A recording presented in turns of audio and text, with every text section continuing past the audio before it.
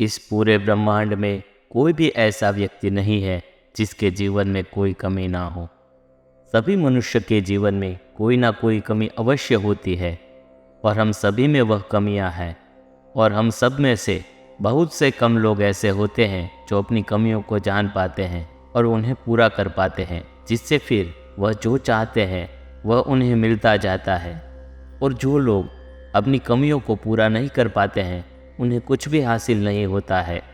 तो आखिर वो कौन सी गलतियां हैं जो आप कर रहे हैं, मैं कर रहा हूँ और हम सब कर रहे हैं, और इन गलतियों की वजह से हम अपनी कमियों को पूरा नहीं कर पा रहे हैं, जिसकी वजह से हम जो चाहते हैं वह हमें नहीं मिल पा रहा है।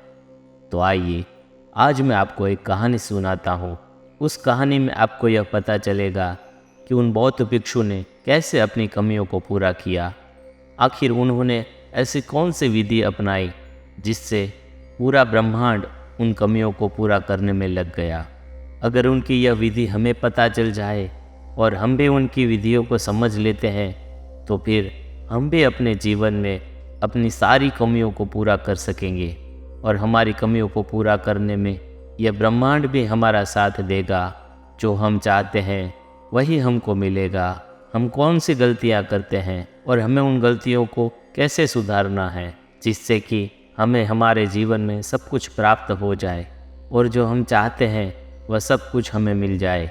इसलिए आपको इस कहानी को अंत तक अवश्य सुनना होगा। यह विधि बहुत पुरानी है। इस विधि को पुराने ज़माने में बड़े बड़े ऋषि मुनि उपयोग में लिया करते थे और उसी विधि की वजह से वो लोग जो भी चाहते थे, जो कुछ भी बोलते थे, जो कुछ भी सोचते थे, वह सब कुछ सही हो जाता था।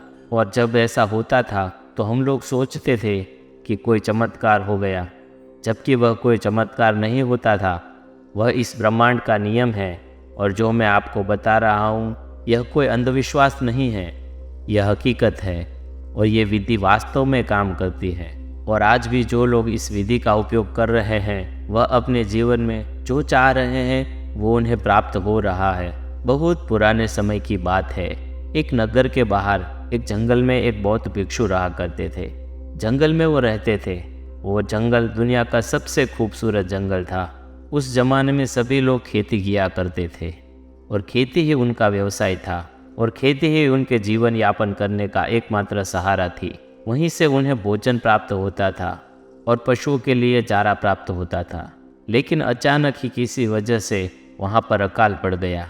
पानी की एक बूंद भी नहीं बची। सभी फसलें खराब हो गई। लोग भूख प्यास के कारण तड़प रहे थे। उन्हें कोई भी रास्ता नज़र नहीं आ रहा था। उन्हें समझ ही नहीं आ रहा था कि अब वह क्या करे। फिर गांव वालों में से एक बुजुर्ग ने गांव वालों से कहा कि हमारे जंगल में जो बौद्ध भिक्षु रहते हैं अब वही हमारी समस्या का समाधान कर सकते हैं। वह बहुत बड़े आत्मज्ञानी हैं। उनके पास कोई ना कोई हल अवश्य होगा। जब गांव वालों ने सुना, उनमें से एक युवक उन बौद्ध भिक्षुओं को ढूंढता हुआ उनके पास गया। जब वो वहां पहुंचा तो बौद्ध भिक्षु अपनी तपस्या में लीन थे। उस युवक ने बौद्ध भिक्षु को प्रणाम किया और बौद्ध भिक्षु ने उस युवक को वहां आया देखकर उससे कहा कि क्या हुआ बेटा, यहाँ कैसे आना हुआ। बौद्ध भिक्षु की बात सुनकर वह युवक बोला कि महाराज, हमारे गांव की हालत बहुत खराब हो गई है। कई दिनों से वहाँ बारिश नहीं हो रही है। लोगों के हालात खराब हो चुके हैं। सब कुछ बर्बाद हो गया है। महाराज, आज तक हमारे गांव में इतना सूखा कभी नहीं पड़ा है। लोग भूख प्यास के कारण तड़प रहे हैं। ऐसा लग रहा है कि सभी लोग भूख प्यास के कारण ही मर जाएंगे। अगर ऐसे हालात रहे तो गांव में कोई भी नहीं बचेगा। पूरा गांव समाप्त हो जाएगा। अब आप ही कुछ कर सकते हो। आप ही लोगों को बचा सकते हो, क्योंकि मुझे पता है कि आप कोई ना कोई ऐसी विधि अवश्य जानते हो जिससे कि लोगों की जान बचाई जा सकती है और बारिश हो सकती है। क्योंकि हमारे गांव में बहुत दिन हो गए लेकिन बारिश होने का नाम ही नहीं ले रही है और चारों तरफ सूखा ही सूखा पड़ा है। अगर ऐसा ही चलता रहा तो सब कुछ बर्बाद हो जाएगा। अब आप ही कुछ कर सकते हैं। मैं आपके पास बड़ी आशा के साथ आया हूँ। आप हमारी सहायता कीजिए। मैं यहाँ से खाली हाथ वापस नहीं जाना चाहता। अगर आपने हमारी समस्या का समाधान नहीं किया तो सभी लोग मर जाएंगे। उस युवक की बात सुनकर बौद्ध भिक्षु कुछ सोचते हैं और कुछ देर सोचने के बाद उन बौद्ध भिक्षु ने उस युवक को कहा कि ठीक है, मैं तुम्हारी मदद अवश्य करूँगा। यह कहकर बौद्ध भिक्षु उठे और वहाँ से जाकर थोड़ी दूर पर खड़े हो गए और हाथ जोड़कर कुछ करने लगे।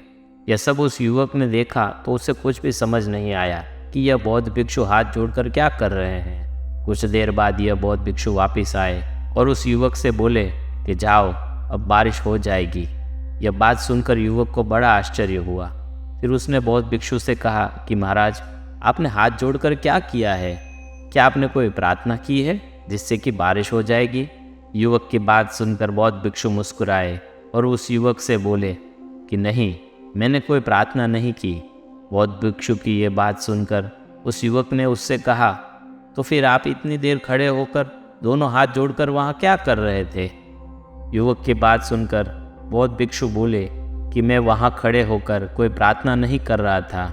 अगर मैं बारिश के लिए प्रार्थना करता तो भी बारिश नहीं होगी, क्योंकि जब भी हम ब्रह्मांड से कुछ मांगते हैं या फिर कुछ पाने के लिए प्रार्थना करते हैं तो हम इस ब्रह्मांड को यह दिखाते हैं कि हमारे पास उस चीज़ की कमी है, हमें उसकी आवश्यकता है।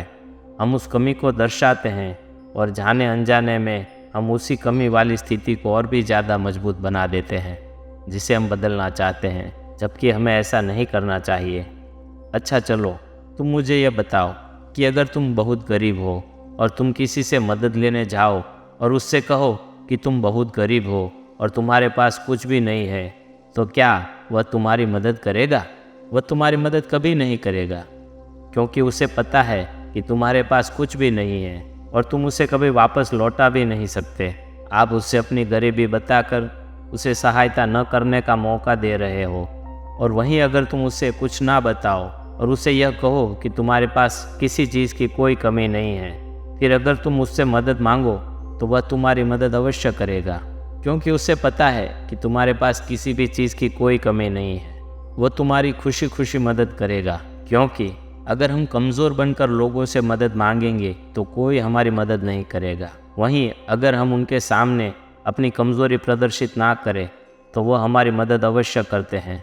फिर बौद्ध भिक्षु उस युवक से बोले कि यह विधि गुप्त विधि है और यह विधि मूल्यवान है। मैं ऐसे तो किसी को नहीं बताता, लेकिन हाँ, मैं तुम्हें यह विधि बता रहा हूँ ताकि बारिश होने में यदि समय लगे तो तुम इस विधि का उपयोग कर लो, क्योंकि कभी कभी हमें बार बार इस विधि का उपयोग करना पड़ता है। बौद्ध भिक्षु की बात सुनकर युवक बोला कि ठीक है महाराज, आप मुझे यह विधि बताइए। फिर बौद्ध भिक्षु बोले कि जो विधि मैं तुम्हें बताऊंगा, तुमने अगर उस विधि का गलत उपयोग किया तो वह विधि काम नहीं करेगी, इसलिए विधि को ध्यान से सुनो।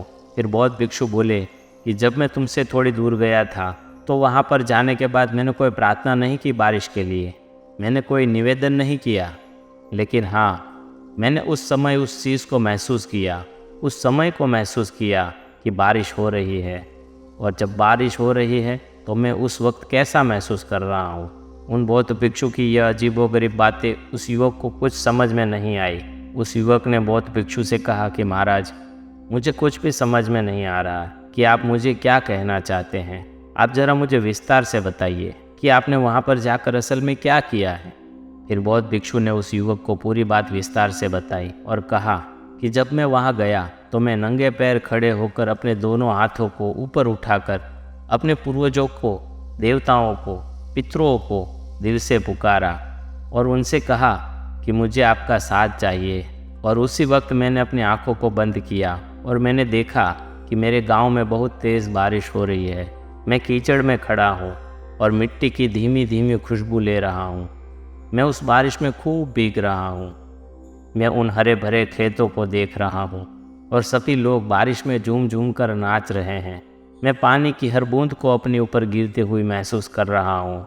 इसके बाद मैंने अपनी इन खुशियों के लिए इस ब्रह्मांड को धन्यवाद दिया। अब बौद्ध भिक्षु की यह बातें उस युवक को समझ में आ गई।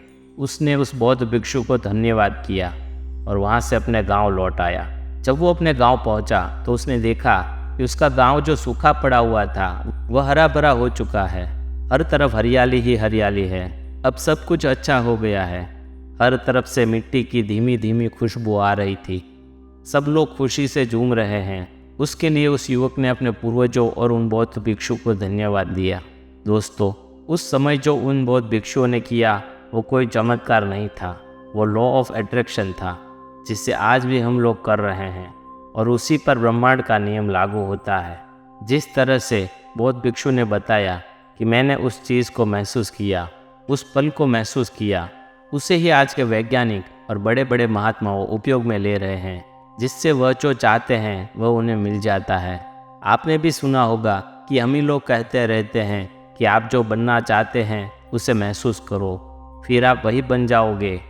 उसको हकीकत में महसूस करो और फिर इस ब्रह्मांड को धन्यवाद दो, जैसा कि उन बौद्ध भिक्षुओं ने किया। और जितने भी सफल लोग होते हैं वह हमेशा अपनी सफलता के लिए धन्यवाद अदा करते हैं, उन लोगों को, उस ब्रह्मांड को जिसकी वजह से वह सफल हुए हैं। बौद्ध भिक्षुओं ने भी इस ब्रह्मांड को उसी चीज़ के लिए धन्यवाद दिया जो उनके पास है।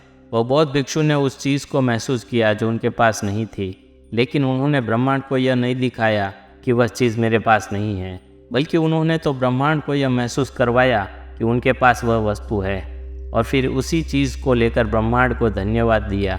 लेकिन अक्सर लोग क्या करते हैं कि ब्रह्मांड को बस अपनी कमियां बताते रहते हैं कि मैं सफल नहीं हो पा रहा हूँ, मुझे अपना लक्ष्य प्राप्त नहीं हो रहा है, मैं जो भी करता हूँ मेरा सब कुछ बर्बाद हो जाता है, मैं कुछ भी नहीं कर पा रहा हूँ। और यही नकारात्मक विचार वह ब्रह्मांड को देते हैं, तो ब्रह्मांड भी उन्हें ग्रहण करता है और सोचता है कि वह कुछ भी नहीं कर सकता है, फिर वो आपकी मदद नहीं करता। जब हम इस ब्रह्मांड को यह बताते हैं कि हम एक सफल इंसान हैं तो हमें सब कुछ मिलेगा, हम अपने लक्ष्य तक अवश्य पहुंचेंगे, तो इस ब्रह्मांड को लगता है कि हम में वो शक्ति है, हम में वो पावर है, हम वो पा सकते हैं, तो फिर यह ब्रह्मांड हमारी सहायता करने में लग जाता है। जब भी हम किसी चीज़ के बारे में महसूस करते हैं और फिर धन्यवाद करते हैं, तो इस ब्रह्मांड को लगता है कि आपके पास वह चीज़ है, आपको और देनी चाहिए। और ब्रह्मांड के नियम के अनुसार जैसी ऊर्जा आप इस ब्रह्मांड को भेजोगे, वैसी ही ऊर्जा ब्रह्मांड भी आपको भेजेगा। आपने जैसा ब्रह्मांड को दिखाया, जैसे हालात उसके सामने रखे, वह वैसे ही हालात आपको लौटा देगा। यही तो ब्रह्मांड का नियम है। जिस प्रकार बौद्ध भिक्षुओं ने किया था, उन्होंने बारिश को महसूस किया, उन्होंने उस स्थिति को महसूस किया, और फिर कुछ दिनों बाद ब्रह्मांड ने उन्हें लौटा दिया। वहाँ पर बारिश हुई, जैसा उन्होंने महसूस किया था वैसा ही माहौल बन गया था। इसलिए अगर आप अपने जीवन में कुछ भी पाना चाहते हैं, कुछ भी बनना चाहते हैं, तो उस चीज़ को महसूस करें कि आप क्या बनना चाहते हैं। अगर आप एक डॉक्टर बनना चाहते हैं तो अपने आप को वैसा महसूस करवाओ और उन लोगों को धन्यवाद दो जो आपको डॉक्टर बनने में मदद कर रहे हैं। और जब आप ऐसा करोगे तो आप देखोगे कि आकर्षण का नियम का प्रभाव आपके अपने जीवन के ऊपर पड़ने लगेगा, और वो सभी लोग जिनका आप धन्यवाद करते हैं वो आपको डॉक्टर बनाने में लग जाएंगे, और यह ब्रह्मांड भी आपको डॉक्टर बनाने में लग जाएगा। आप जो कुछ भी चाहोगे वह आपको मिल जाएगा, क्योंकि आकर्षण के नियम के अनुसार हमारे भीतर जैसे विचार रहते हैं, जैसी ऊर्जा रहती है, वैसी ही ऊर्जा और विचार हमें प्राप्त होते हैं, चाहे वह आकर्षण लोगों के साथ हो या फिर ब्रह्मांड के साथ। आज ही अपने जीवन में धन्यवाद कीजिए इस ब्रह्मांड को, उन लोगों को जो आपसे जुड़े हुए हैं। फिर आप देखिए कि आपकी भीतर खुशियों का संचार होगा, आप हमेशा खुश रहेंगे, और आप जो कुछ भी सोचेंगे वह सब कुछ आपको मिलेगा। अगर आप किसी से ठीक से बात करते हो तो सामने वाला भी आपसे ठीक से बात करेगा। अगर आप उसके साथ बदतमीज़ी करोगे तो वह भी आपके साथ बदतमीज़ी करेगा। हम जैसा बीज बोते हैं वैसा ही फल हमें प्राप्त होता है। अगर अच्छाई का फल बोएंगे तो फिर हमें अच्छाई मिलेगी, और अगर बुराई का बीज बोएंगे तो फिर बुराई से कोई नहीं बच पाएगा। इसलिए जैसा हम सोचते हैं वैसा हम बन जाते हैं। हमेशा सकारात्मक विचार ही सोचना चाहिए और अपने लक्ष्य में निरंतर प्रयास करते रहना चाहिए, क्योंकि जब भी हम अपने लक्ष्य के लिए मेहनत करते हैं तो यह पूरी कायनात हमें सफल बनाने में लग जाती है। अगर हम अपने लक्ष्य के लिए मेहनत नहीं कर पा रहे हैं तो हमारा कोई साथ नहीं देता। इसलिए इस ब्रह्मांड को सकारात्मक विचार दो और आप भी सकारात्मक ही सोचो, फिर देखना यह पूरा ब्रह्मांड कैसे आपको सफल बनाने में लग जाता है।